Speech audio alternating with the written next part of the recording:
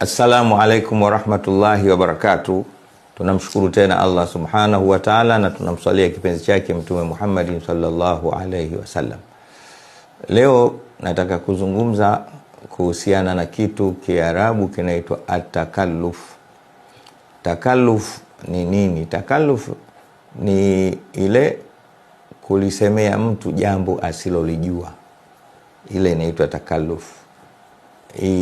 Uislamu umekataza kitu kijui kisha wewe ukawa unajiingiza kwa kukisemea, haitakiwi. Hiyo ndio inaitwa at-takalluf.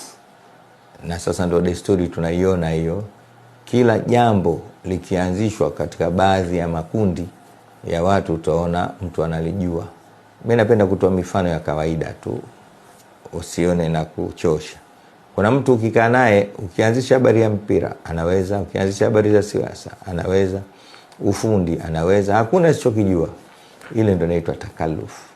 Zungumzia unachokijua. Usichokijua sema wallahu Allahu aalam. Mungu anakijua. Mtume Muhammad sallallahu alaihi wasallam katika hadithi iliyopokewa na Masruq anasema siku moja niliingia kwa Abdullah ibn Mas'ud radhiyallahu anhu, akasema ya ayuhan nasu, enyi watu, man alima shay'an falyaqul bihi, mwenye kukijua kitu na akisemee. Wa man lam ya'lam, na asiyekijua, falyaqul, aseme Allahu a'lam, Mungu anakijua zaidi, mimi sikijui.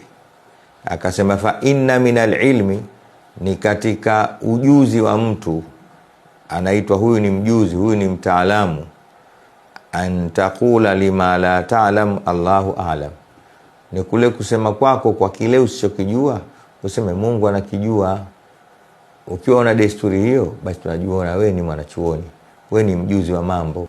Qala Allahu ta'ala, kwa sababu Mwenyezi Mungu alisema kumwambia mtume wake, qul, waambie, ma as'alukum alayhi min ajrin, siwaombeni mimi malipo katika jambo lolote, wama ana minal mutakallifin, na mimi sio katika watu wanaosema mambo sio yajua. Mwenyezi Mungu atujalie kila la kheri.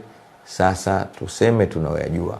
Hata mwanachuoni mmoja amesema sio lazima kukisemea kila unachokijua, lakini lazima kujua unachokisema. Sio lazima kila unachokijua useme, ulazimishi hivyo.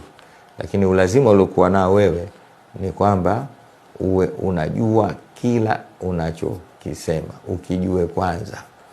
Mwenyezi Mungu atujalie kila la kheri, tusiwe ni katika mutakallifin. Wassalamu alaikum warahmatullahi wabarakatuh.